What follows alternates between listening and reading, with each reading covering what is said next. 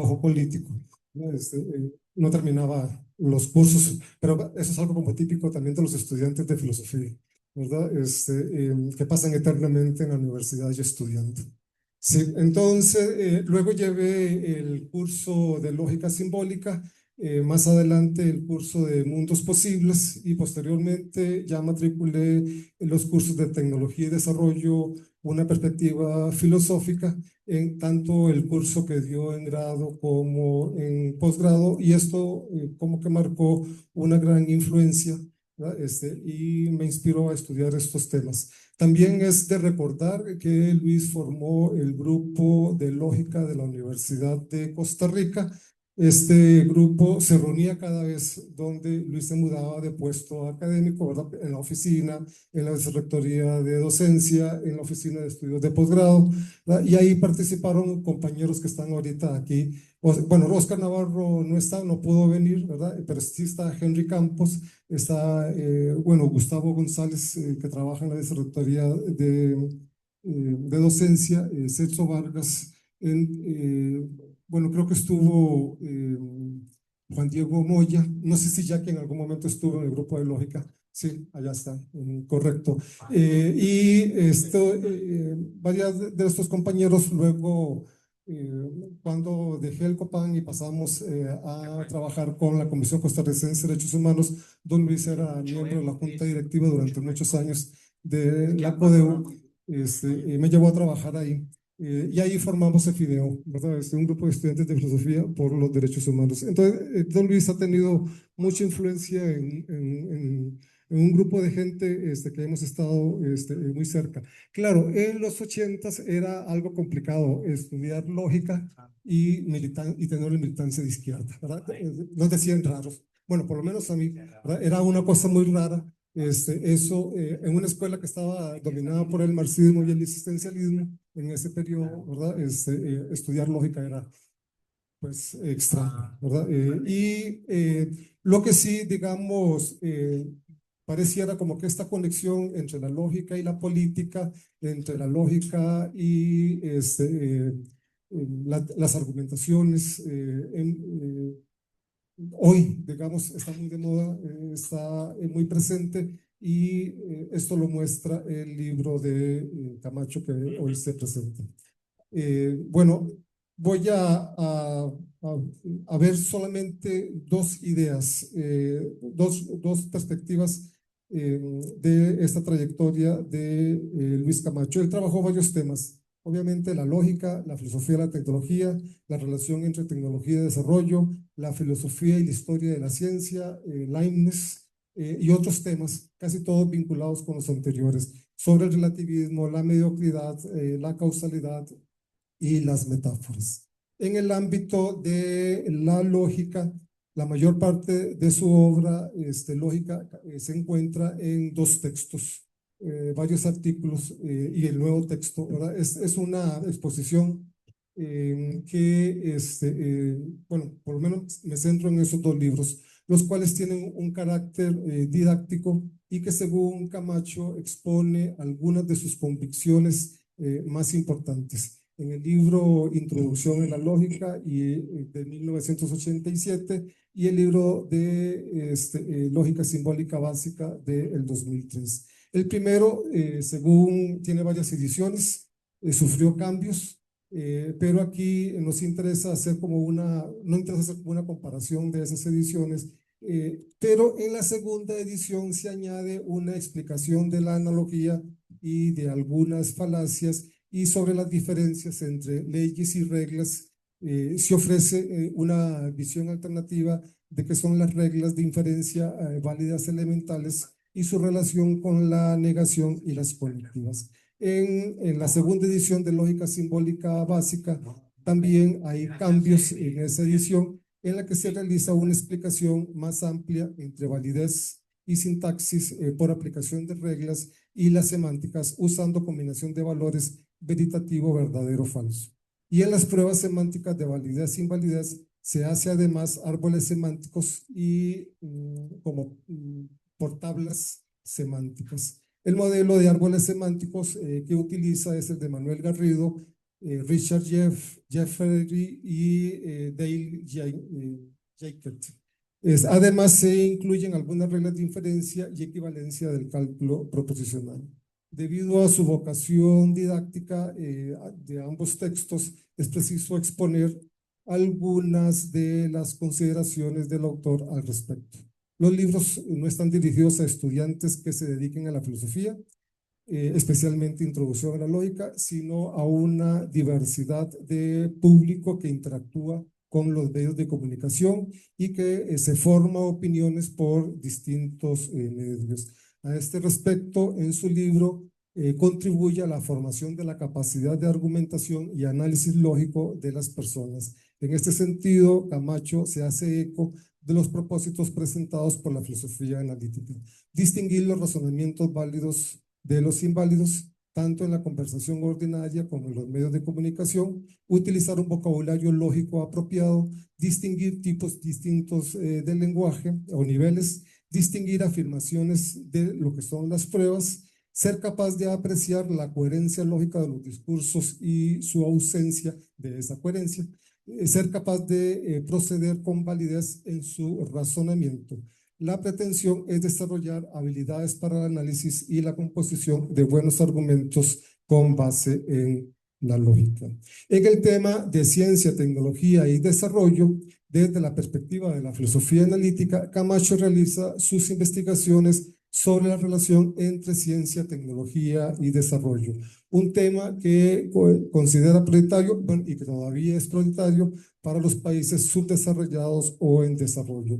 La discusión sobre estas nociones de ciencia, tecnología y desarrollo aparece en varios escritos de Camacho y no es posible una sistematización detallada para esta semblanza, pero sí es importante recordar que en su libro Tecnología para el Desarrollo Humano ya Camacho hace una actualización de estos conceptos. Este estudio, Ciencia, Tecnología y Desarrollo, se vincula más con el pensamiento latinoamericano, con la realidad latinoamericana de la dependencia, en contraste con otros enfoques como los que son la ciencia, la tecnología y la sociedad, que era más constructivista social, aunque me parece a mí que ha ido cambiando este enfoque en los últimos años. Esta línea de investigación de Camacho también se ubica en la tendencia global de la ética del desarrollo y, como se sabe, pertenece o es miembro de la Junta Directiva de IDEA, o lo fue por mucho tiempo, de la Asociación Internacional de Desarrollo. Esta asociación nace en Costa Rica en 1987 por iniciativa de David Crocker en el marco del primer Congreso Internacional de Ética de Desarrollo que se llevó a cabo en Costa Rica. Y en la fundación de IDEA aparecen filósofos analíticos costarricenses, Luis Camacho, aquí está Roy Ramírez y Mario Alfaro.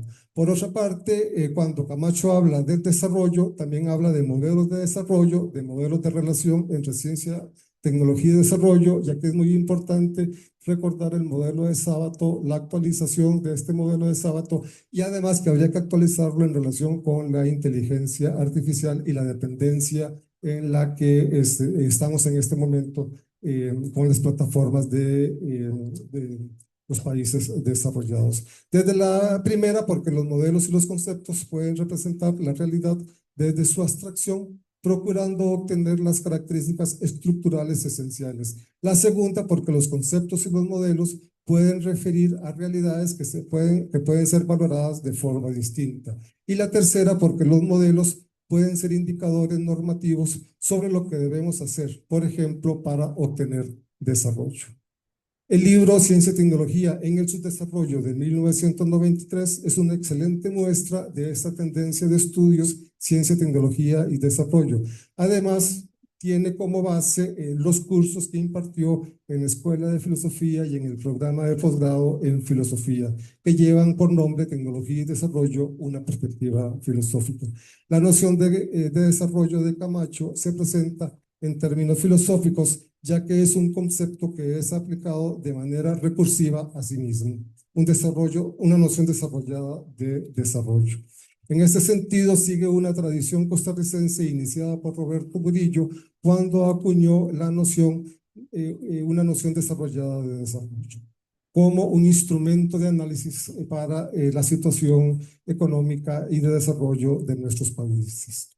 No es posible, por el poco tiempo, aunque ya me pasé, ¿verdad?, desarrollar más ideas y conceptos utilizados por Camacho para comprender nuestra realidad. Pero lo poco que he expuesto, espero que sirva para motivar a continuar con este estudio, porque lo planteado por Luis, si bien requiere actualización, este, por la forma en que la inteligencia artificial nos está impactando, sigue siendo válido para nuestros contextos políticos y económicos. Esta línea de investigación debería tener continuidad y es un tema que la filosofía puede, y es una forma en que la filosofía puede contribuir a la realidad nacional. Muchas gracias.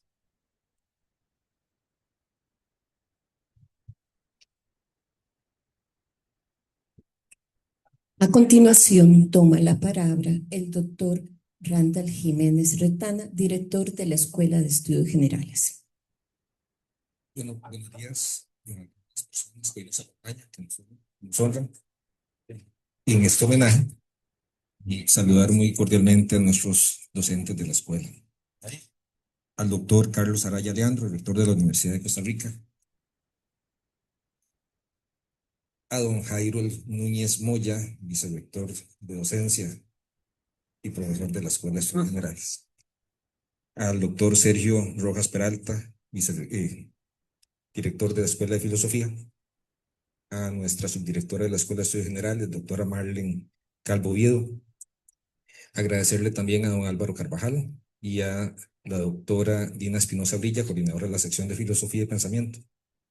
Y especialmente también a nuestro homenajeado, al doctor Luis Camacho Naranjo, por querer estar acá con nosotros.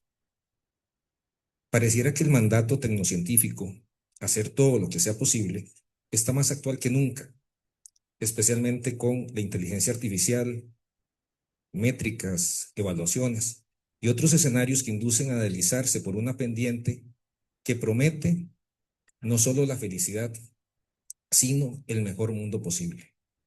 Al respecto, el viejo debate, que algunos sectores lo venden como nuevo, entre ciencia, tecnología y desarrollo, sigue siendo insuficiente, dadas las consecuencias que saltan e incluso están permanentemente a la vista y al oído de cada sujeto. Frases como calidad de vida, desarrollo humano integral, servicios públicos de calidad, expansión de libertades humanas, resultan molestas y ofensivas, pero lo más preocupante es que son las mismas personas afectadas las que renuncian a estos escenarios, como ya lo expresaba Juan Jacobo Rousseau en el discurso sobre el origen de la desigualdad. Temas como la contaminación y el cambio climático atestiguan que este famoso mandato tecnocientífico resulta insuficiente como organizador de la vida humana. Cabe preguntarse si las humanidades siguen siendo actuales en un contexto como el nuestro. Mi respuesta es que no solo son actuales, sino más necesarias que nunca. Ante narrativas que venden la asociación ciencia y desarrollo como excluyentes para todas las áreas del saber, es conveniente recordar que el ser humano sin la literatura, el arte, la historia y la filosofía, especialmente la filosofía, queda en orfandad en esa búsqueda de sentido, de creatividad e innovación. Las humanidades nos dan esas habilidades para la vida, que hoy llamamos habilidades blandas, tan buscadas por los reclutadores empresariales. Don Luis Camacho es un ejemplo de cómo una vida dedicada a la academia puede facilitar y construir puentes entre los diferentes saberes, privilegiando el diálogo y el trabajo colaborativo, habilidades que desarrollamos en la Escuela de Estudios Generales. Quiero agradecerle a Dina y Álvaro por hacer posible esta actividad, así como a quienes nos honran con su presencia, con agendas tan comprometidas. Para la escuela es un honor contar con cada uno de ustedes. Y me parece que también para don Sergio y para mí, tener esta actividad en la Escuela de Estudios Generales entre nuestras escuelas es muy significativo y dice el trabajo colaborativo que hemos estado realizando desde la dirección de don Mauricio Mengíbar, don Jairo El Núñez y doña Marlene Calvo en la parte de compartir y reclutar personas docentes. Muchas gracias.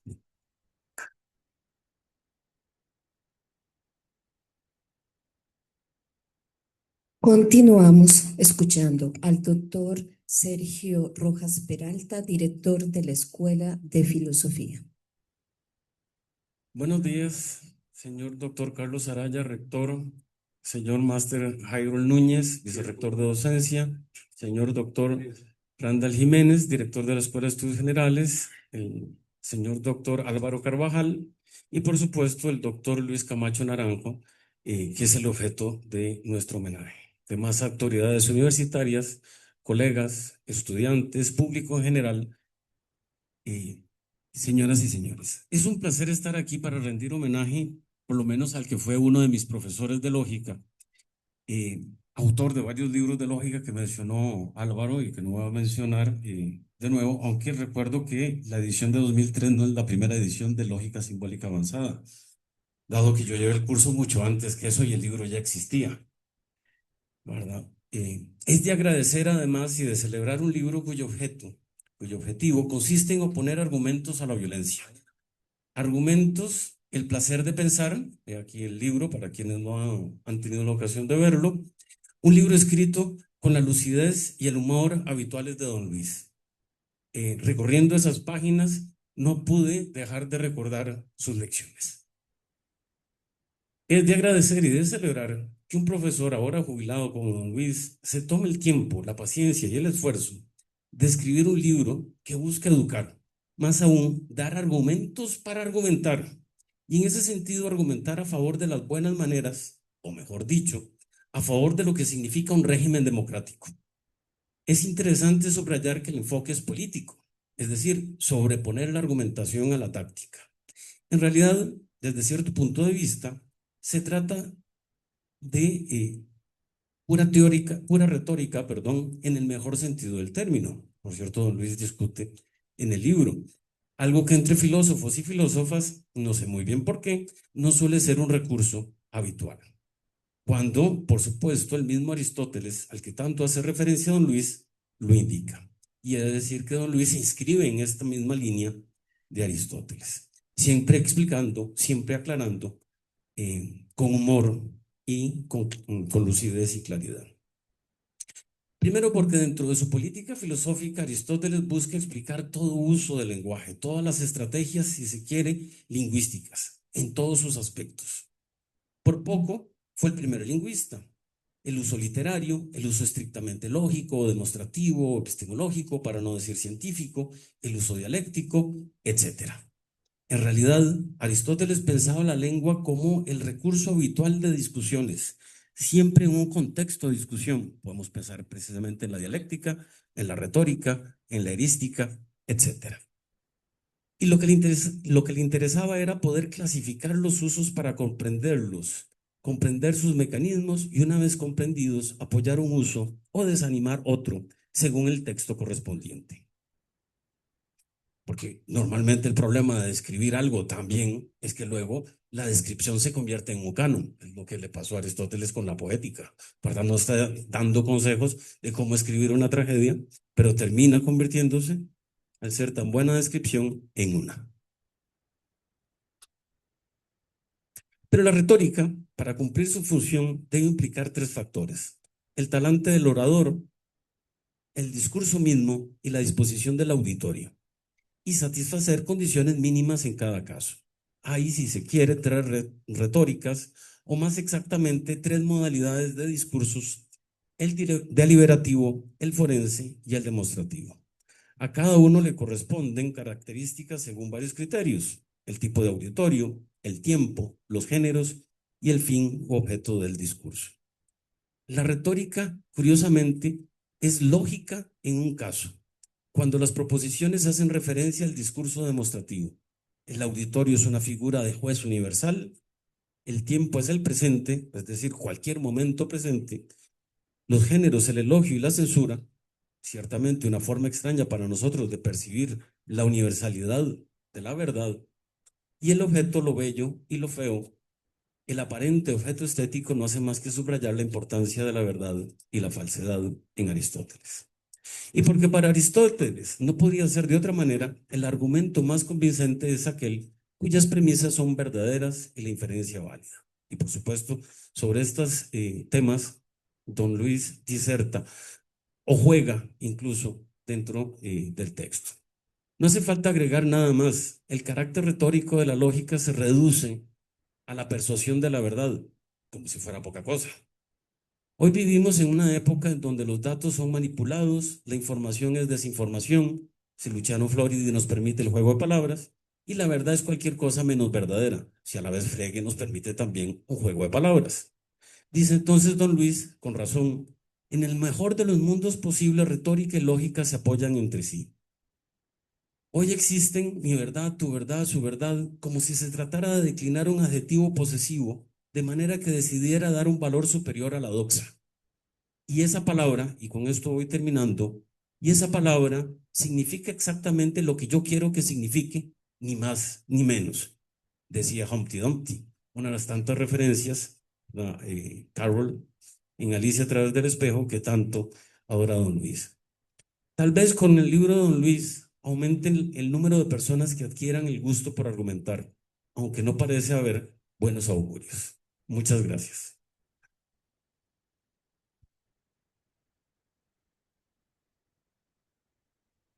Toma la palabra el magíster Jairo Núñez Moya, vicerrector de docencia. Muy buenos días. Espero que todas y todos se encuentren muy bien. Saludo al rector, el doctor Carlos Araya Leandro, al señor director de la Escuela de Estudios Generales, el doctor Randall Jiménez Retana, al señor director de la Escuela de Filosofía, el doctor Sergio Rojas Peralta, al doctor Álvaro Carvajal Villaplana y de manera muy especial al doctor Luis Camacho Naranjo, por quien nos reunimos en este homenaje y presentación del libro. También agradezco la presencia de demás autoridades universitarias, señor decano, señoras y señores exdirectores de la Escuela de Estudios Generales, colegas todos. Me complace celebrar a un académico e intelectual robusto y coherente que ha sabido amalgamar el rigor con un compromiso ético inquebrantable hacia las labores sustantivas de la universidad. Y es que en la figura del doctor Luis Camacho Naranjo se conjuga el docente, el investigador y el académico preocupado por la incidencia social. A través de la lógica, la filosofía de la tecnología y la ética del desarrollo, su trabajo ha sido trinchera para defender la racionalidad y el humanismo, pilares fundamentales del quehacer universitario. Su vida, dedicada al rigor del pensamiento y a la ética de la acción, ha marcado una trayectoria profesional y académica que trasciende las fronteras de nuestra nación para ubicarse como un referente obligatorio del quehacer filosófico contemporáneo. Hoy, hablar del doctor Camacho es recorrer la historia de una vocación que se forjó en la disciplina y la apertura al mundo, en una curiosidad que lo llevó más allá de nuestros mares y que lo confrontó durante los años 60 a un ambiente académico que él mismo ha descrito como fosilizado y bajo la hegemonía de una escolástica al servicio de la religión, situación que catalizó su tránsito hacia la modernidad intelectual. Precisamente, la figura del doctor Camacho se erige como el referente primordial de la filosofía analítica en Costa Rica y la región centroamericana. Su perfil académico se ha caracterizado por una búsqueda incesante de claridad conceptual y rigor argumentativo, alejándose de las ambigüedades discursivas para centrarse en el análisis de problemas concretos. Algo que a veces en términos filosóficos resulta, ¿verdad?, complejo. Una postura intelectual que no es meramente técnica, sino que representa una convicción profunda de que el pensamiento ordenado es la base de cualquier sociedad democrática y libre. De ahí creo que también su pertinencia en la visión humanista de una institución como la nuestra. Como académico, Camacho ha defendido una visión internalista de la ciencia, centrando su interés en la lógica interna, la estructura de la explicación y la racionalidad del cambio científico. Esta perspectiva le ha permitido dialogar tú a tú con las figuras más prominentes de la filosofía mundial. desde Mario Bunge hasta Ruth Barcan Marcus, posicionando a la filosofía costarricense en el mapa del debate internacional. Su figura encarna la excelencia que surge de la especialización profunda en temas como la inducción, los mundos posibles y el relativismo epistemológico, siempre bajo el lente de una probidad intelectual absoluta. Pero dado lo vasto de su obra y pensamiento, de lo cual ya aquí se ha citado bastante, voy a dedicar unas palabras a enfatizar su labor como docente universitario, misma que por supuesto ha llevado a cabo con la lógica como bandera. Y ese es quizás su legado más transformador. Desde su incorporación a la Universidad de Costa Rica en 1972, ha recorrido todos los niveles de la enseñanza, desde los cursos de estudios generales hasta los seminarios de posgrado más avanzados, con un enfoque pedagógico que trasciende la mera transmisión de conocimientos técnicos. Camacho ha utilizado la lógica como una vocación profundamente humanista y política. Para Camacho, la enseñanza de la lógica no debe ser la reproducción de patrones agresivos o de dominación. Esa, como él mismo lo señala, mentalidad militar que busca destruir al oponente, sino una vía para la solución de problemas y una herramienta para una vida solidaria contra la opresión. El texto famoso que ya ha sido citado, Introducción a la Lógica, premiado y utilizado en múltiples ediciones, es un espejo de esa visión didáctica y sigue siendo un recurso que todavía utilizamos en nuestras clases y no nos vamos a cansar de eso, porque nos sirve para formar ciudadanos capaces de distinguir razonamientos válidos de falacias en el discurso cotidiano y en los medios de comunicación. Su compromiso con la docencia se ha mantenido incólume incluso tras su jubilación, continuando su labor como profesora de honorem, dirigiendo programas de investigación y asesorando proyectos de gran envergadura como la introducción de la lógica en la educación secundaria costarricense a través de la UNESCO. Esta persistencia es testimonio de su vocación. El académico no se retira de la búsqueda de la verdad ni de la formación de nuevas mentes.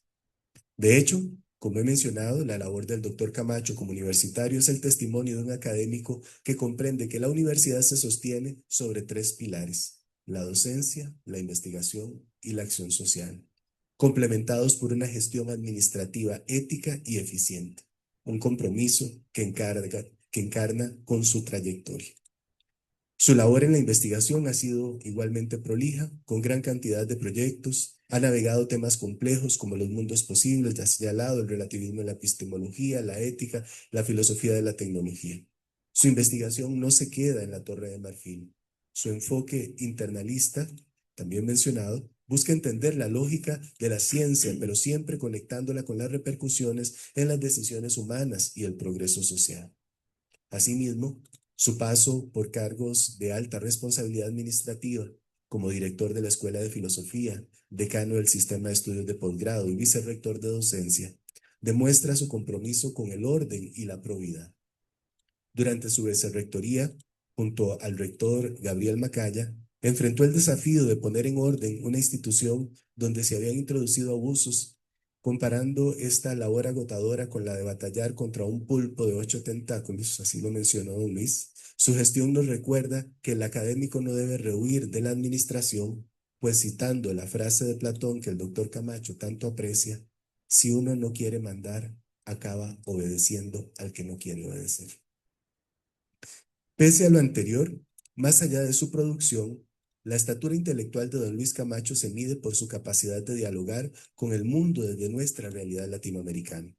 Es miembro fundador y vicepresidente de la Asociación Internacional de Ética y Desarrollo, una organización que nació precisamente en Costa Rica y que reúne a pensadores preocupados por dimensiones éticas del progreso humano. En el caso de la filosofía de la tecnología, de la cual es pionero, Camacho ha criticado las definiciones estrechas que ven a la tecnología meramente como una ciencia aplicada o como un conjunto de máquinas.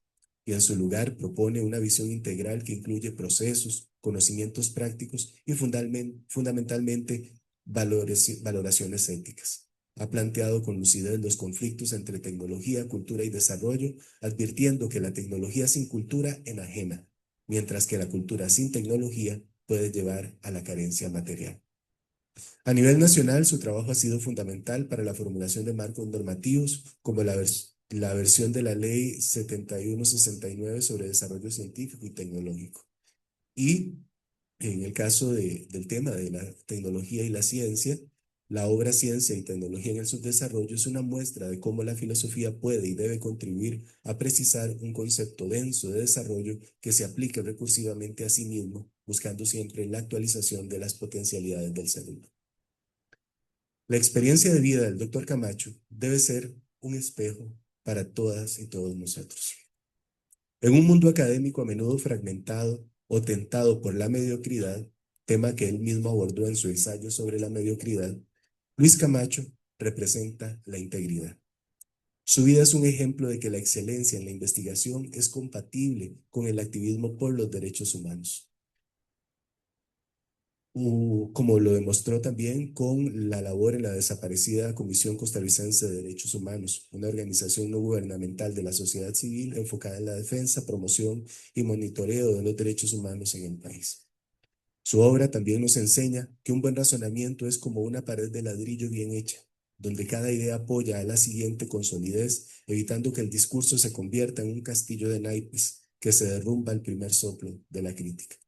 El doctor Camacho nos ha motivado a buscar un desarrollo que no sea solo crecimiento económico ciego, sino un proceso endógeno donde el ciudadano sea el centro, un individuo culto que interioriza el camino y el cambio hacia formas mejores de existencia. Incluso en su jubilación, su actividad como profesor y consultor nos demuestra que la vida intelectual no termina en el retiro administrativo. Es una llama que sigue iluminando a través de la formación de docentes y la promoción, como lo hace el libro que hoy se presenta, de la lectura inteligente. De hecho, este libro es prueba fehaciente de un trabajo sostenido, de un pensamiento vigente y útil para analizar la realidad de nuestros tiempos. Por ello, es que celebramos a don Luis, el investigador, el docente, el maestro, el autor, el ciudadano ejemplar. Doctor Luis Camacho, su obra es un faro de racionalidad y ética en tiempos de incertidumbre. Usted nos ha enseñado que la filosofía no es solo análisis, sino reconstrucción y comprensión del mundo. Y para cerrar, quiero evocar una idea que resume su visión de la convivencia y el pensamiento crítico, apoyada en su convicción de que la discusión de ideas es el mayor antídoto contra la tiranía. Idea que resulta quizás más pertinente hoy que nunca. Cito al doctor Camacho. Los tiranos evitan la discusión de las ideas porque tienen que evitar todo lo que produzca seguridad en los ciudadanos. Y una de las cosas que produce seguridad en la gente es la capacidad y el poder discutir de las cosas. Cierro cita. Que el trabajo académico del doctor Camacho sea la semilla que dé frutos, porque la libertad solo nos la puede garantizar la lógica y el pensamiento crítico. Muchas gracias.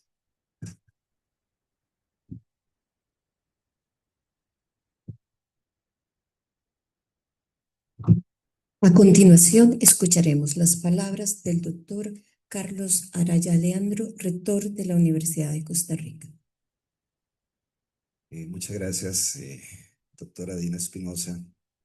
Buenos días a todas y todos. Realmente muy complacido de poder acompañarles en esta mañana y sobre todo por el motivo que nos reúne este homenaje.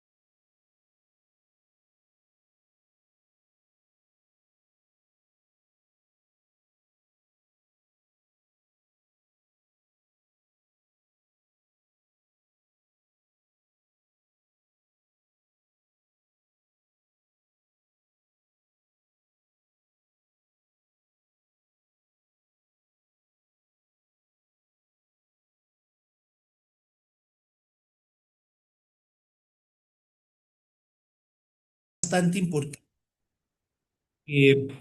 La lógica parece que se transforma de una discusión racional a un ataque de pistola, ¿no? Esas películas tipo western, quién dispara más rápido o quién puede atacar primero, ¿verdad? Siempre resulta como el ganador, ¿verdad? El que ataca el segundo lugar perdió, aun cuando ciertamente cayó en la misma lógica de la discusión, ¿no?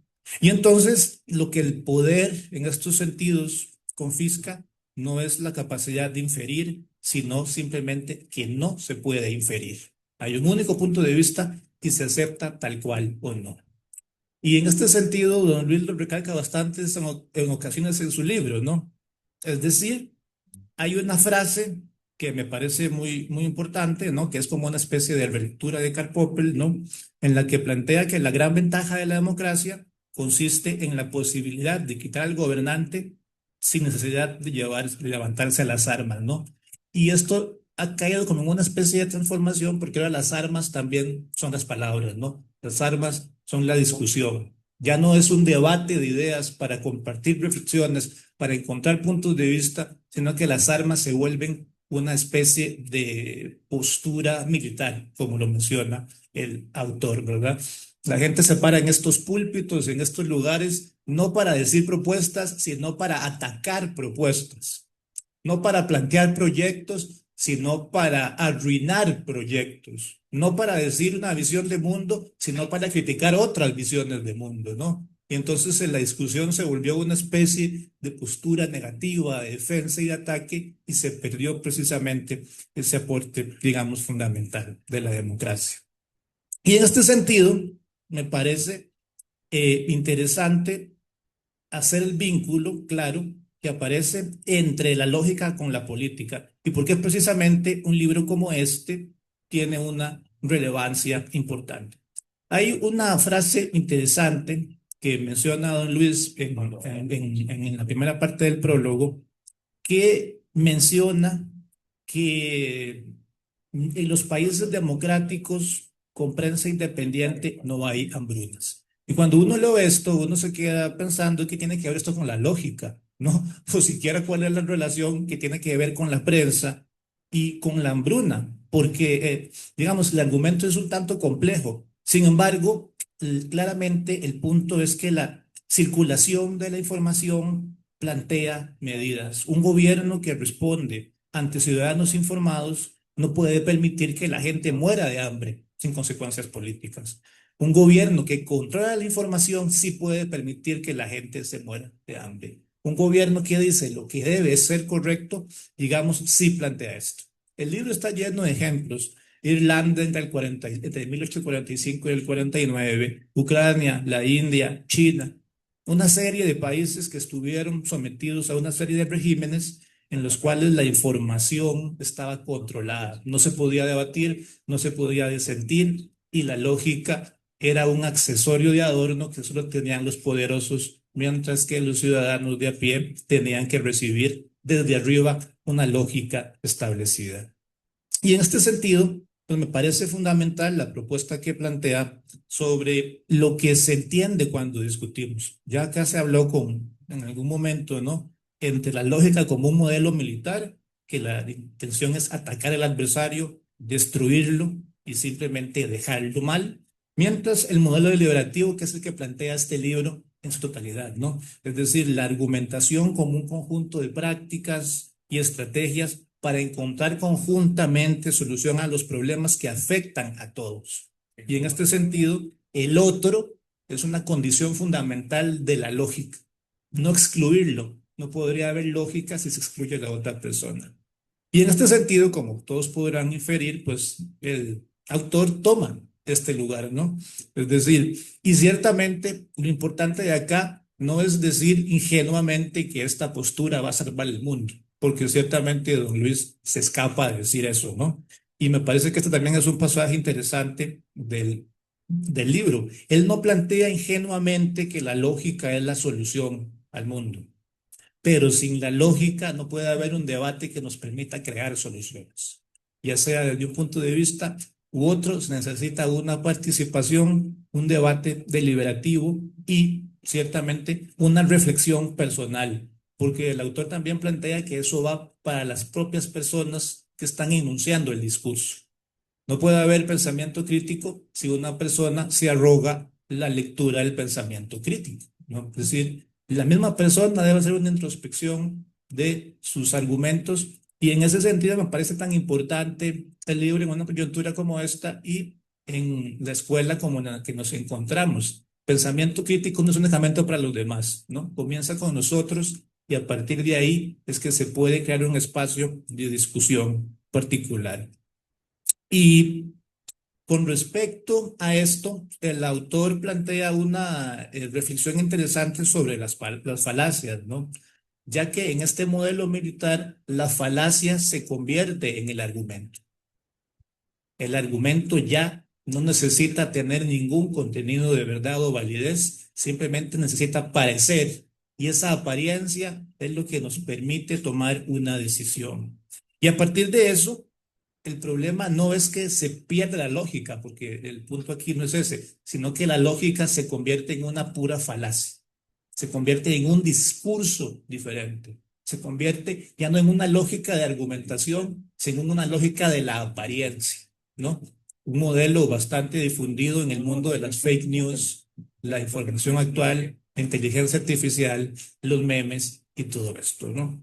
Y en este sentido, y tal vez para ir finalizando, me parece importante plantear varias cosas, y creo que es una cautela importante con la cual podríamos terminar.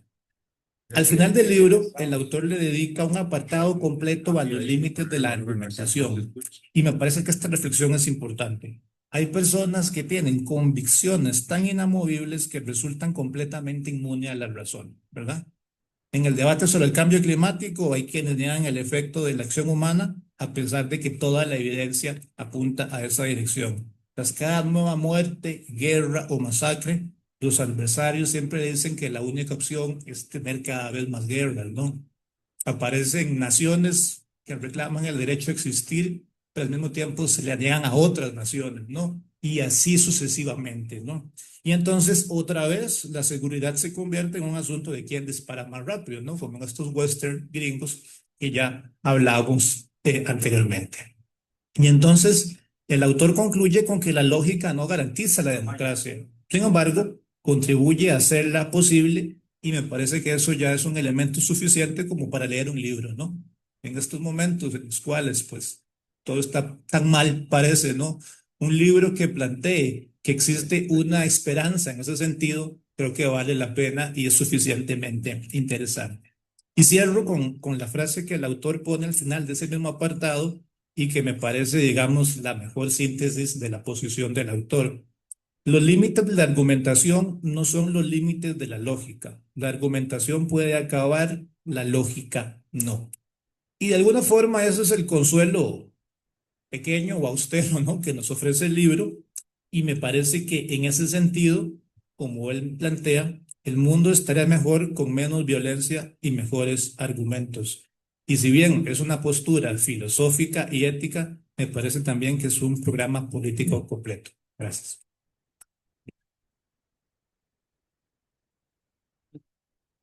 Muchas gracias. Continuamos ahora sí desde México con el doctor Ángel Andrea González Delgado. Él es licenciado en filosofía y maestro de estudios filosóficos por la Universidad de Guadalajara, doctor en filosofía por la Universidad Nacional Autónoma de México, miembro de la Asociación Filosófica de México, la Academia Mexicana de Lógica, la Red Mexicana de Argumentación y Retórica, la Red Regional Centro Norte de Investigadores en Filosofía y del Grupo Interuniversitario de Enseñanza y Didáctica de la Filosofía. Ha laborado en diversas instituciones educativas en Guadalajara y en la actualidad se desempeña como docente e investigador de la Universidad Autónoma de Nayarit y como profesor del Seminario Diocesano de Tepic y en la maestría en prácticas filosóficas del CECAPI. Es candidato al Sistema Nacional de Investigación e Investigadoras e Investigadores Sus áreas de interés son la teoría de la argumentación, ética o filosofía moral, epistemología, filosofía del lenguaje, metodología y didáctica de la filosofía, con énfasis en la enseñanza de la argumentación y la ética. Sin más, los dejamos con el doctor González. Hola, ¿qué tal para todas, para todos? Buenos días. No sé si alguien pudiera confirmarme que no hay ya mayor problema técnico, que se escucha el audio. Sí, sí se escucha. Perfecto, muchas gracias. Bueno, nuevamente, estoy muy contento de participar. Mejor hubiese sido acudir a esa bella tierra que es Costa Rica y más aún estar cerca de una persona que uno admira mucho, ¿no? A don Luis, a quien mando un fraterno saludo y nuevamente repetir el gusto de estar aquí, ¿no? Yo he traído unas 3, 4 diapositivas porque luego me gusta mucho hablar, pero no quiero tener la descortesía de ocupar más del tiempo que nos permitieron. Entonces, en cuanto me den la posibilidad, yo haré esta presentación, ¿no? Mientras me dan la indicación, eh, quiero empezar diciendo que, bueno, esto que nos congrega hoy aquí, esta presentación de este magnífico libro, no es únicamente un acto académico, sino un acto como tal, sociocultural, ¿no? A ver, me explico. Lo que aquí hemos dicho, lo que estamos diciendo y lo que van a decir mis colegas, no se puede restringir a un evento donde la relevancia sea para nutrir las bibliotecas de la universidad o de quien tenemos la dicha de presentar este libro, ¿no? Sino que estoy convencido que la sociedad costarricense en particular, pero en general, ahorita voy a dar unas razones para ello, el mundo hispanohablante en general se ha enriquecido con esta obra, ¿no? Permítanme ver si puedo ya compartir. Bueno, aún no, voy a continuar con esto, ¿no? Cámara que David medio al público. ¿Escuchan con ellos? No. Bueno, el libro que nos ocupa aquí, Argumentos, el placer de pensar, quiero hacer de su conocimiento por si no lo tienen en mente y si lo tienen, bueno, que me ayuden a confirmar esto. Forma parte ya de la bibliografía oficial sobre teoría de la argumentación en español.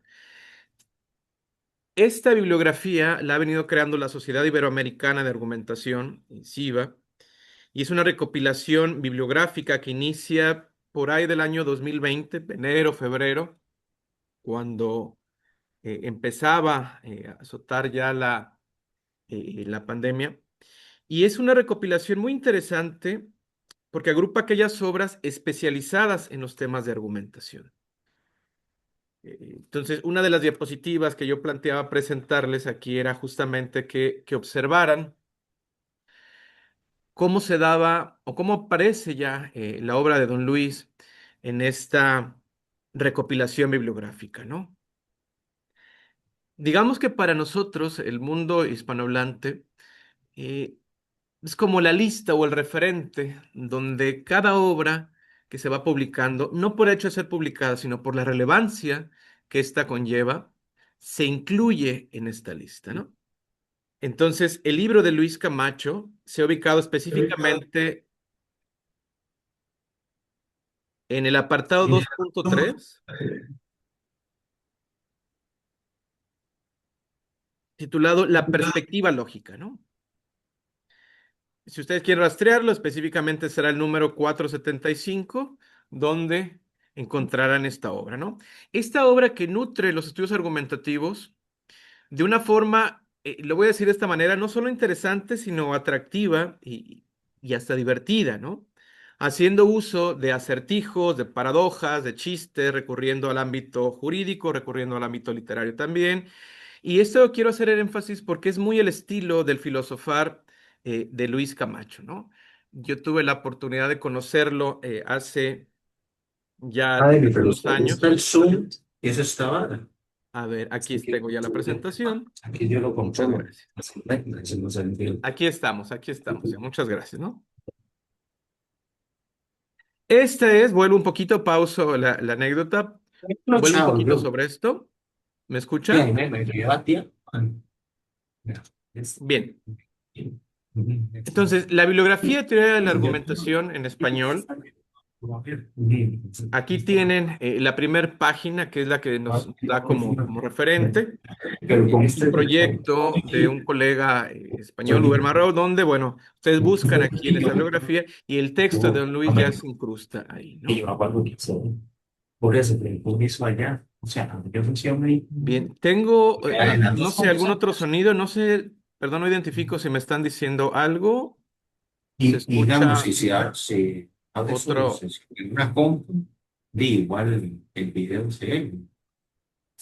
Bueno, continuaré, perdón por los problemas técnicos. Eh,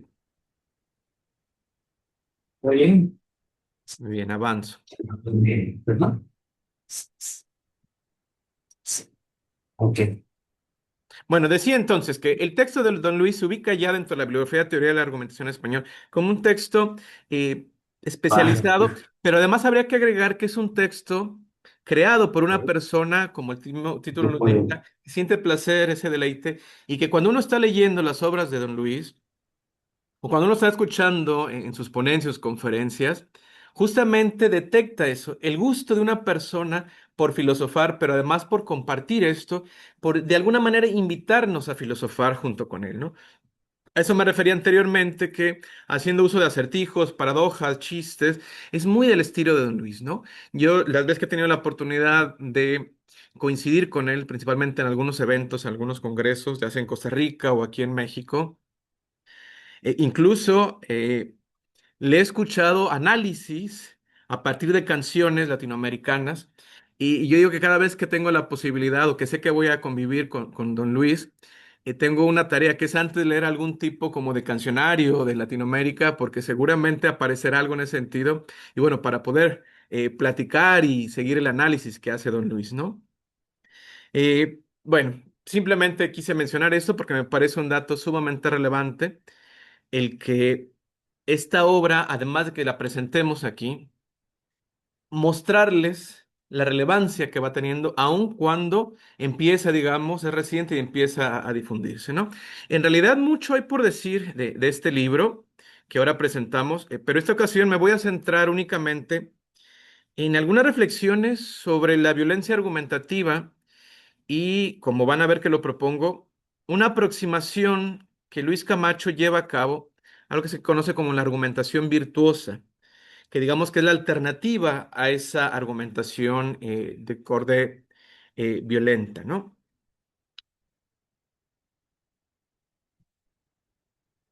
Entonces, a ver, si no estoy equivocado en mi lectura, Luis entiende la argumentación como un proceso, lo cito, que tiene lugar cuando llegamos a conclusiones a partir de datos o hipótesis frente a posiciones opuestas. Pero también, y eso me parece sumamente importante señalarlo, que entiende la argumentación como una alternativa real frente a la violencia en general o en su estado bruto, pero sin ignorar aquella violencia interna al arguir que también se debe atender. Luis, pues, está convencido de que, y lo cito, en vez de más violencia y autoritarismo, es preferible tener más y mejor argumentación. Así pues, Luis busca además contagiar a sus lectores de que la idea de que es mejor argumentar que recurrir a la violencia. Y constantemente Luis está insistiendo con esto, en lo cual me parece que es un acierto, ¿no? Esta distinción y los albores de la propuesta forman parte, lo quiero contar de esta manera, del primer contacto filosófico que tuve con don Luis. Esto en el 16º Congreso Interamericano de Filosofía, bueno, en Mazatlán, aquí en mi país, en 2010. Luis lo tendrá presente. Eh, Coincidimos en alguna mesa esperando una ponencia. Aquella ocasión fue un caos, gran parte, o por lo menos una parte de ese día en la organización, pero creo que fue benéfico para mí en lo particular, yo lo considero de esa manera, porque los ponentes nunca llegaron, hubo ahí un error en la programación, pero los asistentes, los que íbamos a escuchar las mesas, sí escucharon, sí llegamos, ¿no?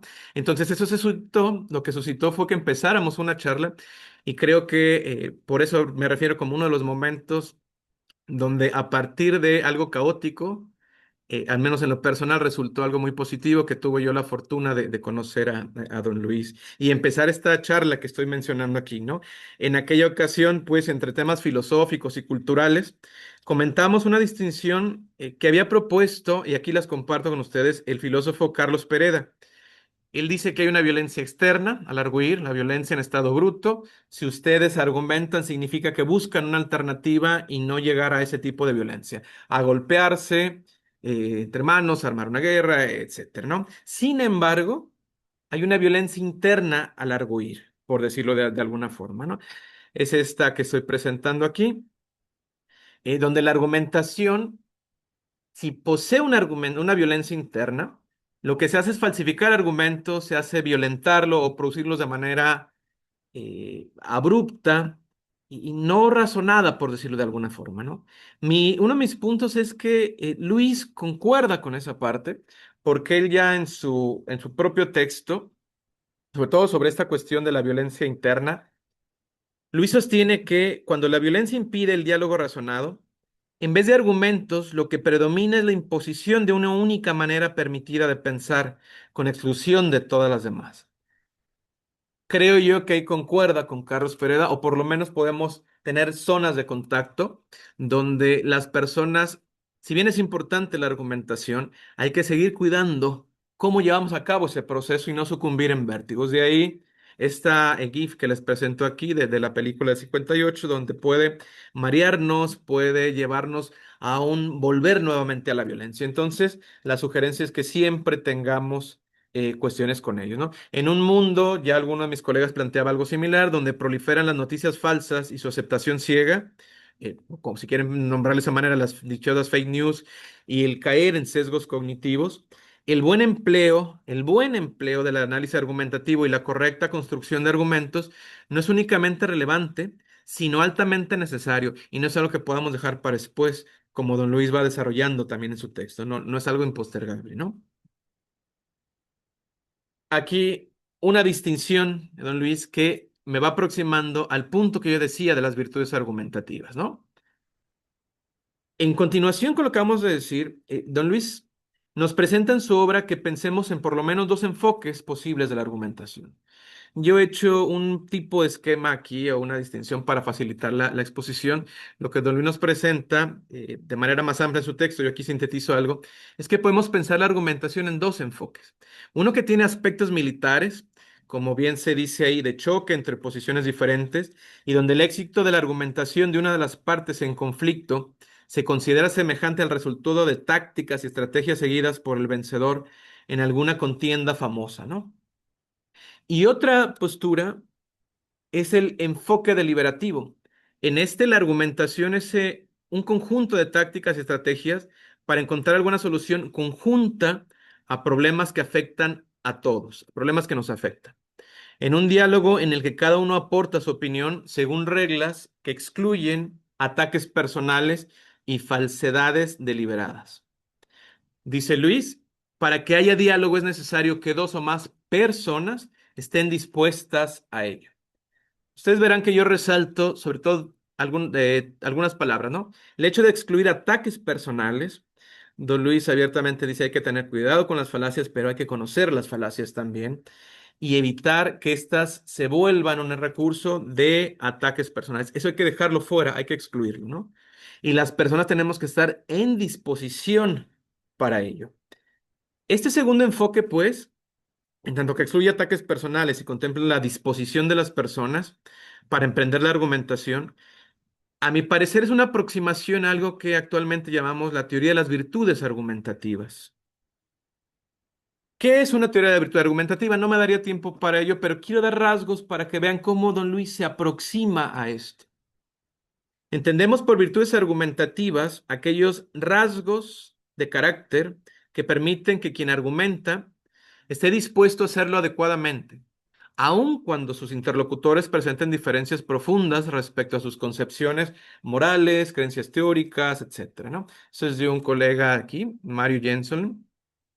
Y otro colega que habla al respecto, un español que tengo entendido que don Luis conoce, José Gascón, Lo que nos dice es que una teoría de la virtud argumentativa ofrece un enfoque nuevo a la práctica argumentativa que puede tanto hacer énfasis en algunas cuestiones que no se trataban suficientemente, como empezar a arrojar luz sobre viejos problemas en teoría de la argumentación. Ahí es donde yo sitúo otro de los puntos de mayor relevancia y que me llamó la atención de la obra de Don Luis, ¿no? No es, o diría yo que no se mantiene en los meros manuales de enseñar algo, sino que te va mostrando un proceso, pero va jalando ideas a partir de las cuales señalar que el proceso argumental cobra una relevancia más allá que ser un elemento operativo o mecánico, sino que refleja una relevancia de ámbitos sociales, ¿no? Gascón y Mario sugieren que, por ejemplo, alguna eh, de las virtudes argumentativas que podemos considerar son la confianza en la razón, una mentalidad abierta, humildad intelectual, buena voluntad, caridad y falibilismo. Si hubiera más tiempo aquí, además mostraría cómo estas virtudes que mis colegas Gascón y Jensol señalan, también podrían describir incluso esa actitud filosófica de Don Luis, ¿no? Que en sus libros lo refleja, esa confianza en la razón. Si bien hay que analizarla, hay que tener cuidado de esta misma, pues lo que tenemos como recurso para seguir analizando, para seguir entendiendo el mundo en el cual habitamos, ¿no? Hay que tener una mentalidad recta, pero sin pecar de algún elemento que a veces caracteriza a los posicionamientos filosóficos, ¿no? Es decir, hay que mantener la humildad intelectual, buena voluntad para dialogar. Ustedes que han tenido la fortuna, al igual que yo, de dialogar con don Luis, saben a lo que me refiero, con que él caracteriza de alguna forma estas virtudes que son propicias para llevar a cabo un proceso argumentativo, ¿no? Caridad, falibilismo, etcétera, ¿no? Bueno, quiero finalizar mi intervención con lo que yo llamaría preguntas para volver al libro, ¿no? En este libro, yo preguntaría si don Luis peca de ingenuidad otorgando confianza además a la práctica argumentativa. Pero no solamente él, a todos los que nos interesa el tema de la argumentación, me parece que es algo que constantemente tenemos que ver, ¿no? Ahora, tenemos la argumentación como nuestro recurso, nuestra herramienta para poder ir avanzando en el mundo, dígase intelectual, dígase práctico, para poder convivir con las personas. Pero ¿hasta qué punto realmente la argumentación nos permitiría hacer eso? ¿O hasta qué punto hay que tener una autocrítica hacia lo que entendemos por los procesos argumentativos, ¿no? Siguiente pregunta, ¿tiene sentido la argumentación aun cuando es un hecho que muchas veces nos vemos en la necesidad de defendernos frente a los ataques de aquellas personas o grupos que pretenden de manera autoritaria imponernos puntos de vista, estar equivocados, ser injustos, es decir, mejor no hablemos, esto ya nos dimos cuenta que no es posible, o sigue teniendo sentido? Respecto a la teoría de las virtudes argumentativas, siguiente pregunta, lo que yo he planteado, es saber si estoy en lo correcto. Eso creo que ya más bien don Luis tendría que decirnos, ¿no? Es decir, el enfoque que prefiere Luis Camacho en su obra es próximo o no a lo que yo he llamado o he traído a colación como la teoría de la argumentación, como la teoría de las virtudes argumentativas, ¿no? Sería interesante en algún momento poder platicar al respecto con don Luis, ¿no? Y la pregunta que también quiero sugerirles es, ¿cómo lleva a cabo Luis Camacho sus reflexiones y en general su exposición? Me explico. ¿Lo hace siguiendo la manera tradicional, apegada a una visión académica restringida, o desde una forma próxima a lo que el filósofo Carlos Vaz Ferreira, filósofo uruguayo, nombró como una lógica viva? Pensar en que las reflexiones sobre la lógica pueden tener su vínculo y deben de tenerlo con ejemplos muy concretos, ¿no? Yo les invito pues a leer este excelente libro, Argumentos, el placer de pensar, y ver o encontrar en él las respuestas a estas interrogantes que yo acabo de plantearles, ¿no? Por último, no me queda más que dirigirme a don Luis. Quiero felicitarlo por su reconocimiento y por este nuevo libro, ¿no? Es un honor, Luis, seguir compartiendo contigo tu amistad, seguir filosofando contigo, y no me queda más que enviarte un abrazo a la distancia. Muchas gracias por dejarme ser parte de esto y un abrazo nuevamente, Luis. Muchas gracias.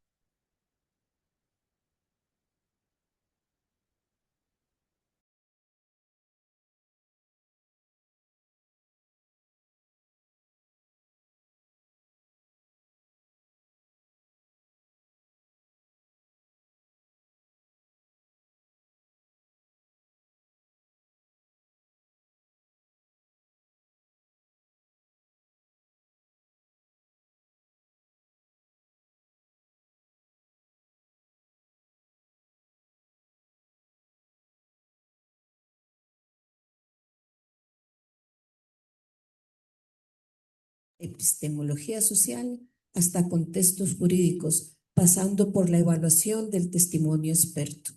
Colaboradora en la organización del 8º Congreso Mundial del Cuadrado de la Oposición, celebrado por primera vez en Costa Rica en el 2024, y queda con ustedes. Gracias, Dina. Buenos días. Bueno, yo voy a hablar ahorita de un aspecto específico en el libro que en su lectura ya notó Sergio Rojas, y también ciertas nociones de las que voy a hablar también el rector Carlos Araya. Y es que, bueno, de entre muchos temas que se abordan en este libro, yo he decidido concentrarme en uno que aparece y reaparece entre los capítulos del mismo, y es el siguiente, el de la retórica y su conexión con la lógica. Pues considero especialmente relevante esta conexión para la universidad en general, para esta universidad y por supuesto para el perfil de la persona que pretende formar.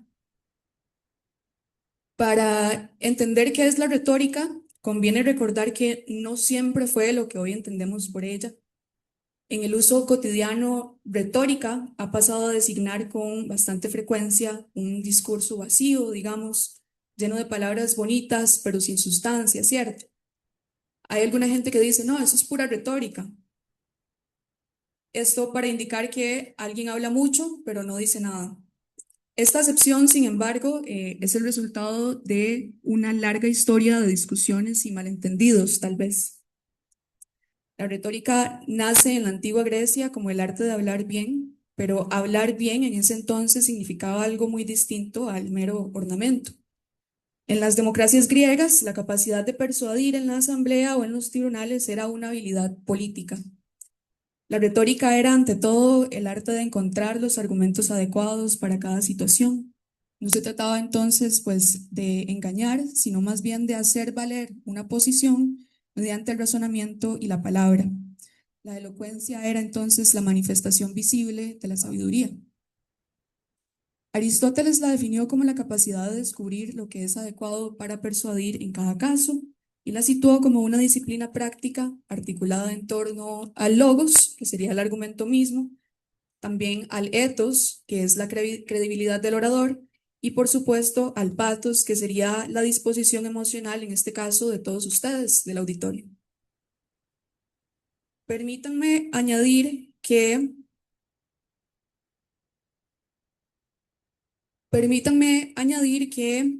durante siglos la retórica fue el núcleo de la educación superior en Grecia y en Roma, y mantuvo ese lugar durante la Edad Media, durante el Renacimiento.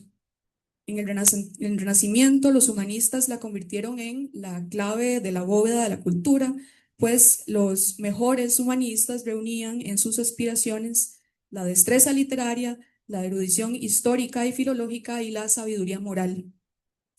La destreza literaria la lograban fundamentalmente con el estudio y el ejercicio de la retórica.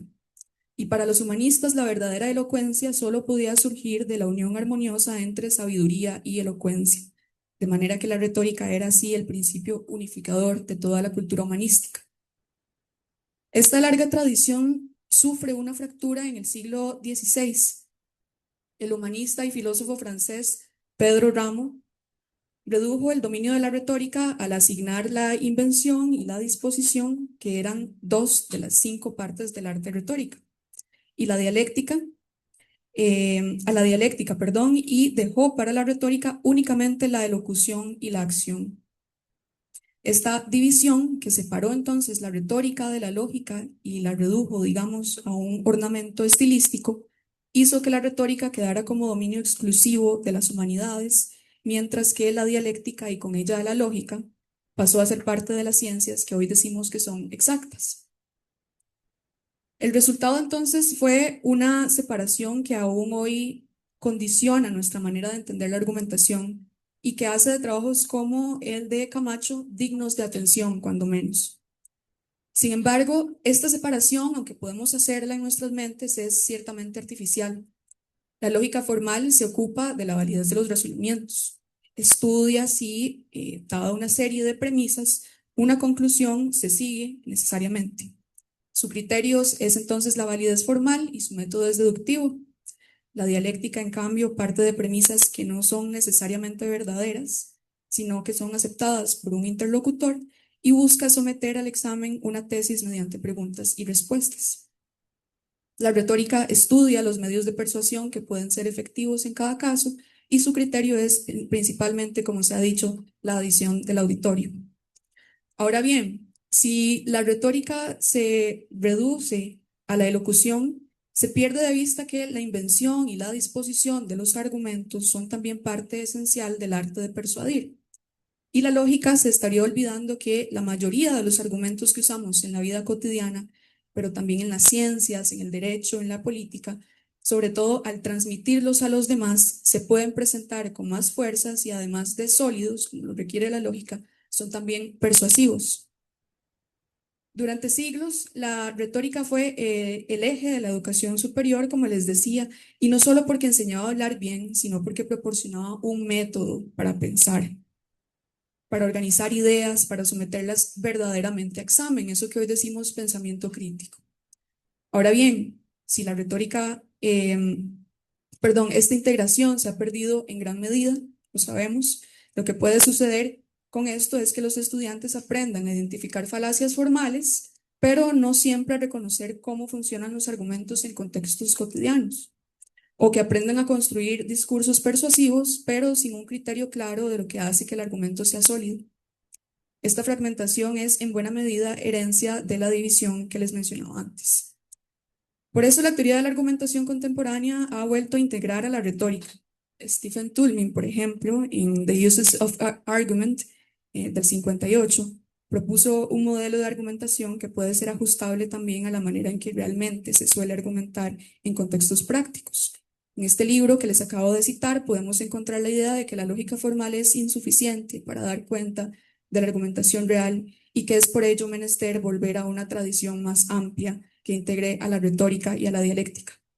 Se ha propuesto, por ejemplo, integrarlas mediante la noción de maniobra estratégica, que es que en todo acto argumentativo, quien argumenta busca simultáneamente ser efectivo y mantenerse dentro de los límites de la razonabilidad.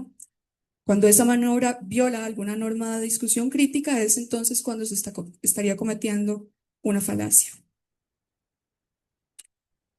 La teoría de la argumentación, tal como la han desarrollado autores como Perelman y Toulmin, y por supuesto las consideraciones que de ella se hacen en este libro, ofrecen un camino en aras de entender cómo esta división puede ser fácilmente superada.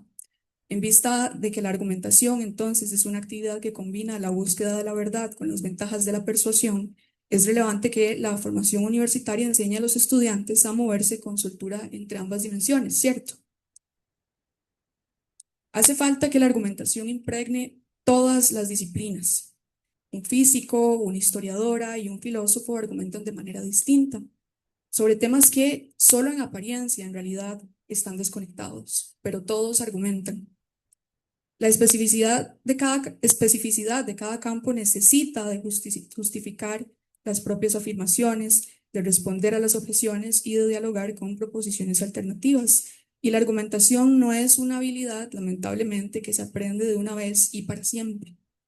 Es más bien una práctica que se afina en el contacto con los problemas. No se trata de sustituir a la lógica por la retórica, claro está, sino de reconocer que son complementarias. Un argumento puede ser válido desde el punto de vista lógico y sin embargo no persuadir a nadie, y puede ser persuasivo y sin embargo ser falaz. La tarea sería enseñar a distinguir ambos casos y a construir argumentos que sean a la vez sólidos y efectivos. El libro de Camacho y en realidad toda su obra son libros que nos enseñan cómo hacer eso. Con el autor sostengo que estas dos perspectivas no son irreconciliables. Argumentar es al mismo tiempo ajustarse a reglas y moverse con astucia, es buscar la verdad y poder transmitirla con eficacia a las y los demás. Cuando argumentamos, además de poner a prueba nuestras ideas, nos exponemos a las ideas de los otros,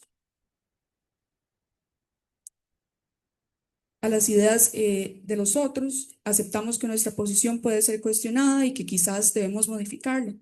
La argumentación es, en este sentido, un acto de humildad intelectual. La formación universitaria, además, que puede desentenderse, no puede desentenderse de la dimensión ética de la argumentación, como ya han señalado los compañeros.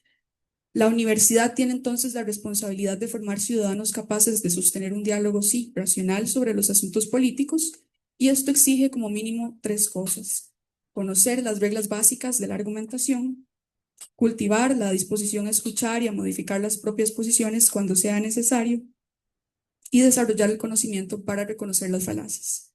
Múltiples son las herramientas para hacer esto que se ganan con la sola lectura de este libro. Para terminar, pienso en que tal vez una cosa, entre otras, que compartimos las personas en esta mesa, es que después de haber leído muchos libros sobre lógica, sobre sus múltiples desarrollos, aplicaciones, etc., se agradece solamente con más ahínco el encontrar un libro que explique satisfactoriamente algo sobre eso que hemos estudiado tanto.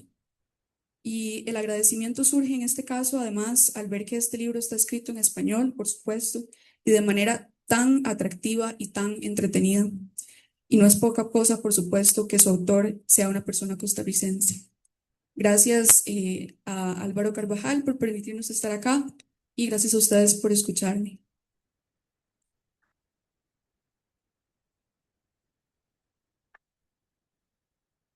Muchas gracias. Por último y no menos importante, escucharemos al bachiller Ariel Yaslin Jiménez. Es estudiante de la maestría en filosofía en la Universidad de Costa Rica, especializado en lógica formal, filosofía de la matemática y epistemología bayesiana. Ha publicado en la revista de filosofía de la Universidad de Costa Rica los artículos El Estatuto Modal de los Objetos Matemáticos en el 2024 y Dios juega a los dados, argumentos a favor y en contra del ajuste fino en el 2026. Su investigación articula semántica de mundos posibles, epistemología bayesiana y filosofía de la ciencia, con incursiones en teoría de la elección social.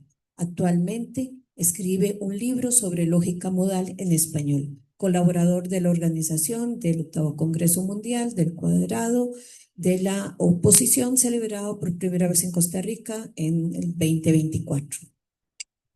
Bueno, muchas gracias por la oportunidad de estar aquí. Muchas gracias por los organizadores y las autoridades, el rector de la universidad, al rector de la escuela y al doctor Álvaro, sobre todo al doctor Camacho que nos regaló este libro. El doctor Camacho empieza el libro haciendo una pregunta que yo justamente, que me interpela personalmente, ¿verdad? Porque estoy en la escritura de un libro de lógica modal. ¿Por qué escribir un libro de lógica? ¿Para qué hace falta escribir un libro de lógica habiendo tantos, como dijo ella, por ahí botados, ¿no?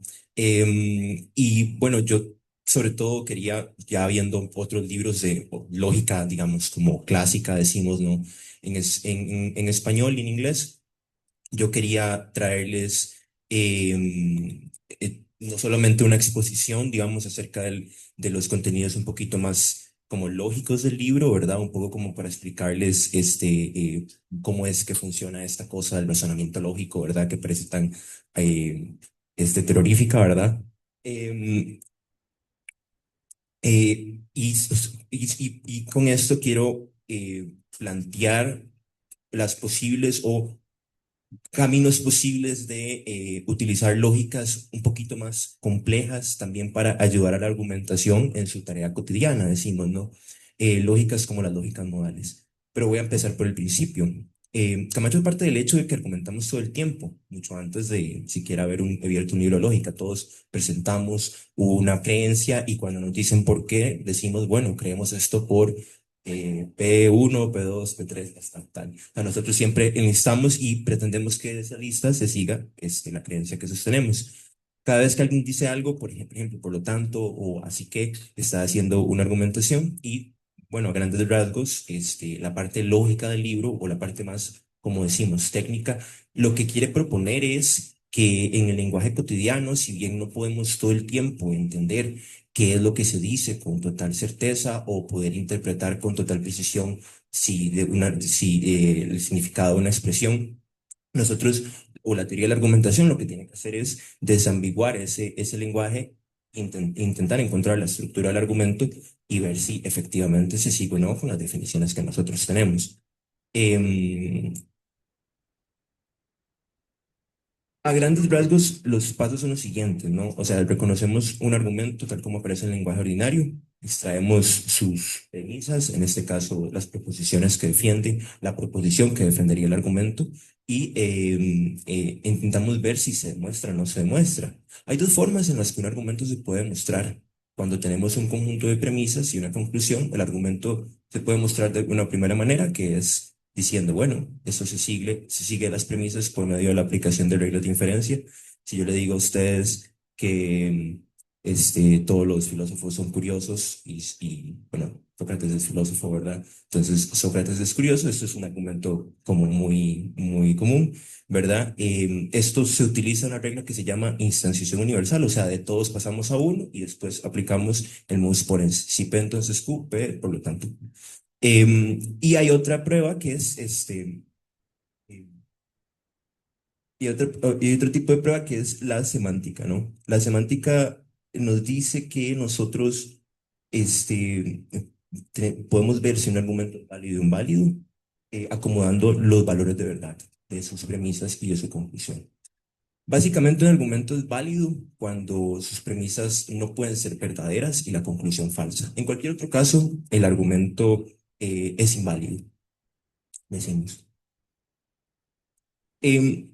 Claro, una cosa que yo quería extender y sobre todo el motivo de esta charla es que la lógica, lo que llamamos en el ámbito técnico la lógica clásica o extensional, nos permite como hablar acerca de proposiciones sumamente abstractas, etcétera, pero por ejemplo cuando queremos contextualizarla a un momento del tiempo o a un contexto específico, resulta como un poco difícil y la lógica como tal extensional o clásica no provee esas herramientas.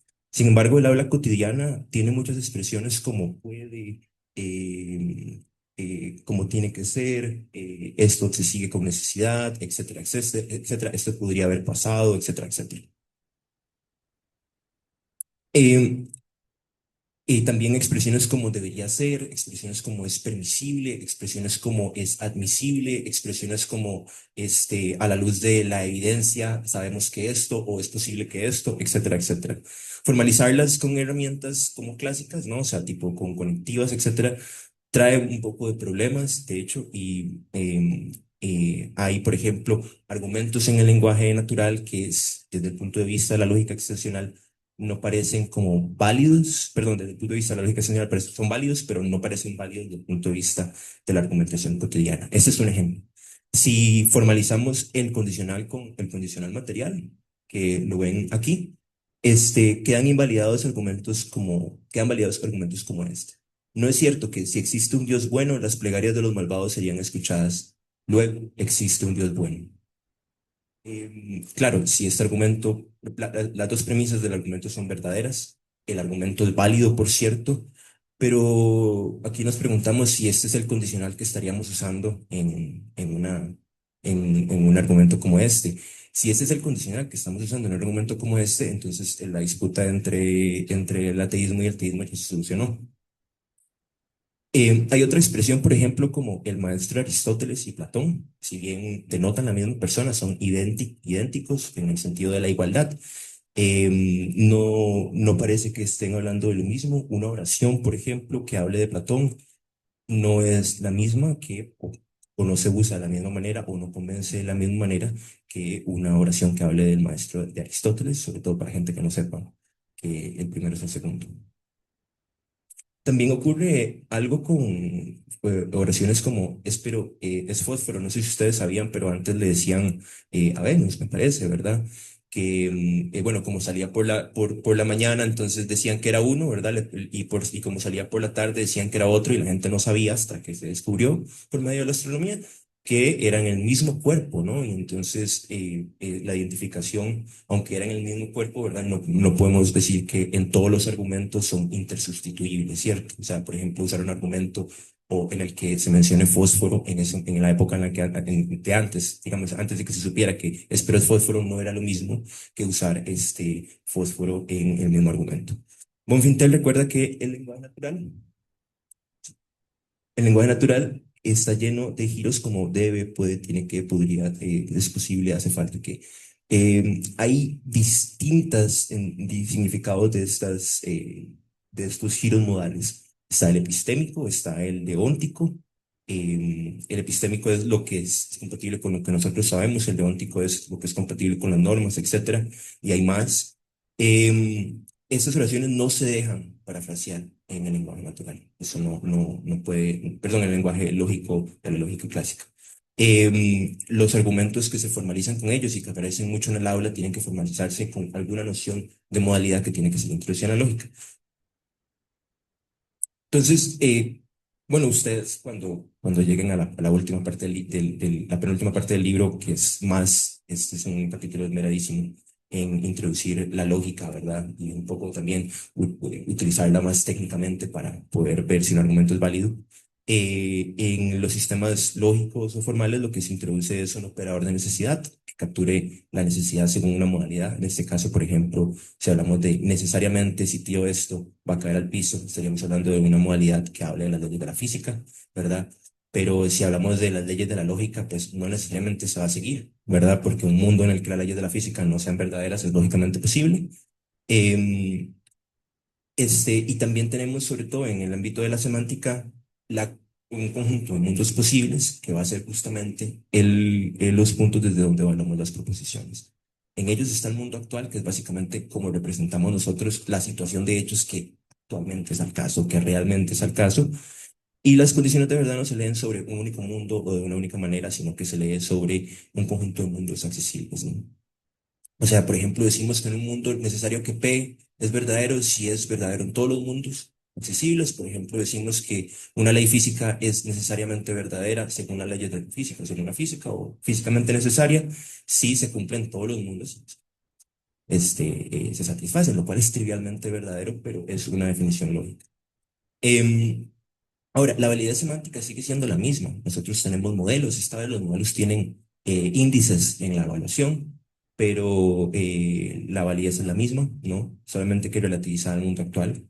En todo modelo en que las premisas sean verdaderas en el mundo actual, serán verdaderas será verdadera la conclusión. Y la invalidez se da cuando esto no es así.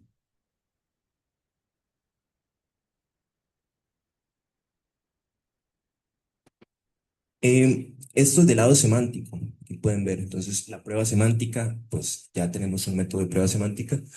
Y por el lado sintáctico, pues tenemos un cálculo que básicamente dice que todo lo que es un teorema, o sea, todo lo que se deriva de las reglas, permite derivar su necesidad. O sea, si P entonces P es una tautología, necesariamente que si P entonces P va a ser una tautología. Y el esquema de distribución de la necesidad en la implicación, ¿verdad? Si es necesario que si P, entonces Q, y es necesario que P, es necesario, ¿cierto? Dependiendo de la modalidad, de hecho, tenemos diferentes reglas y creo que para la argumentación esto es como un campo de estudio riquísimo en el que siempre que aparecen nociones como es permisible, es obligatorio o es necesario y sus diferentes sentidos, la persona que está haciendo lógica o teoría de la argumentación va a intentar o podría intentar identificar el tipo de modalidad para saber cuáles son las reglas de inferencia que se siguen. Esto en este caso extendería un poco como la herramienta a más contextos. Para ponerles un ejemplo diferente, digamos, sobre todo como para dar cuenta de por qué esto genera argumentos distintos, pongamos un argumento clásico, ¿no? Es necesario que si llueve las calles se mojan. Llueve, luego las calles se mojan. Este argumento es válido, ¿cierto? O sea, y este argumento es válido porque si es necesario porque es necesario que si llueve, entonces las calles se mojan, se sigue que si llueve, entonces las calles se mojan. Y de llueve se sigue que las calles se mojan, ¿cierto? Claro, si nosotros estuviéramos intentando de este argumento derivar, bueno, necesariamente si llueve, las calles se mojan, llueve, por lo tanto, necesariamente las calles se mojan, estaríamos haciendo un argumento inválido, ¿verdad? Este tipo de distinciones en la lógica modal es lo que nos permite ver argumentos que en una lógica extensional no podríamos distinguir. En la lógica extensional nos quedamos sin el operador modal y el argumento tanto en uno u otro caso serían válidos.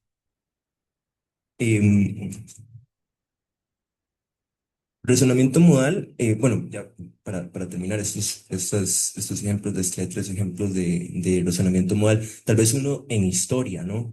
En historia, en las circunstancias de la crisis de los misiles, en la Guerra Fría, la guerra nuclear se evitó. Luego, la guerra nuclear no era históricamente inevitable en ese momento. Claro, uno dice, ¿cómo es que uno identifica esta noción de modalidad histórica, ¿no? Para decir, bueno, necesariamente o según esto siempre va a pasar, ¿no? Bueno, uno identifica una relación entre mundos, ¿verdad? Que comparten circunstancias previas al punto que estamos evaluando. Y nosotros decimos, bueno, del hecho de que no ocurra la guerra, se sigue que es posible que no ocurra la guerra. Y de es posible que no ocurra la guerra, se sigue que no es necesario que ocurra la guerra, lo que quiere decir que es que no es inevitable. Aceptar esa extensión trae consigo nuevas preguntas. ¿Qué relación tiene la accesibilidad? ¿Qué relación de accesibilidad corresponde a cada modalidad? O sea, ¿qué es cada modalidad? ¿Cómo identificarla? ¿Qué principios puentes son aceptables entre ellas? O sea, por ejemplo, todo lo que nosotros consideramos epistémicamente posible es lógicamente posible, ¿verdad? Esa es una pregunta. ¿Qué hacer con identidades necesarias, pero que no conocemos como éspero fósforo? Em, y que también, bueno, cómo distinguirlas es importante porque las modalidades son distintas entre sí. No es lo mismo que yo sepa algo a que algo sea necesario, ¿cierto? Puedo saber algo y ser verdadero en todos los mundos que considero compatibles con lo que yo sé, y sin embargo no ser necesariamente verdadero, ¿cierto? Unas conclusiones sobre todo es que, bueno, siguiendo el espíritu de Camacho, ¿verdad? Que es identificar argumentos en el habla, formalizarlos y educar su validez, la lógica modal continúa el mismo proyecto y lo intenta extender para una gran variedad de situaciones. El doctor Sergio estaba hablando de que la lógica pretende aplicarse como desde todo tiempo, ¿no? La lógica modal intentaría dar cuenta de que la lógica se aplica no desde todo tiempo, sino que a contextos específicos de acuerdo con reglas específicas. Muchas gracias.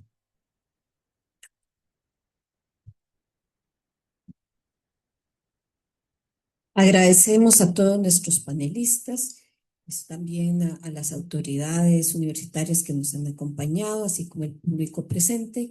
Y por supuesto, queremos felicitar al doctor Camacho por esa trayectoria a lo largo de su vida exitosa. Y no es cualquiera que puede, ¿verdad?, tener el gusto de estar tan satisfecho con una vida incansable de producción filosófica. Y los invitamos entonces a pasar por allá. Muchas gracias.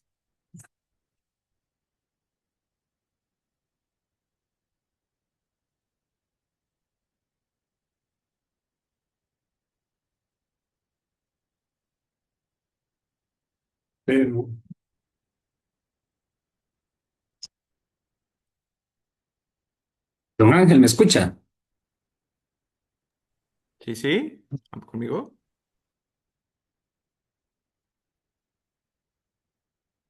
Bueno,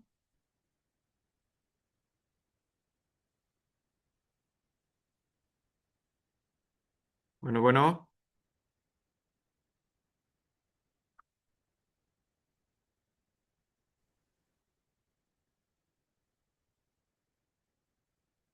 Te escucho.